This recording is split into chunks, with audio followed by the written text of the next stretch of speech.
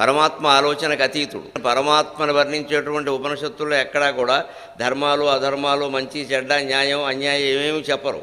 సయేవాత్మా బ్రహ్మ విజ్ఞానమయ మనోమయ ప్రాణమయ చక్షుర్మయ శ్రోత్రమయ పృథివీమయ ఆపోమయ వాయుమయో ఆకాశమయ తేజోమయో అతేజోమయ కామమయో అకామమయ క్రోధమయో అక్రోధమయ ధర్మమయో అధర్మమయ సర్వమయ తద్యదేతతు ఇదం మయో అదోమయ తద్యథాకారీ యథాచారీ తథా భవతి పాపకారీ పాపో భవతి సాధుకారీ సాధుర్భవతి అని ఉపనిషత్తు పరబ్రహ్మ పదార్థాన్ని వర్ణించి ఆలోచనకు అతీతమైనటువంటి స్థితిలో ఆత్మ ఎలా ఉంటుంది అంటే అందులో ధర్మాధర్మాలు కానీ మంచి చెడ్డలు కానీ కోరిక ఉండడం కానీ లేకపోవడం కానీ కోపం ఉండడం కానీ శాంతంగా ఉండడం కానీ ఏవీ ఉండవు. అందుకే పరమాత్మ స్వరూపం క్రోధమయ అక్రోధమయ కామమయ అకామమయ ధర్మమయ అధర్మమయ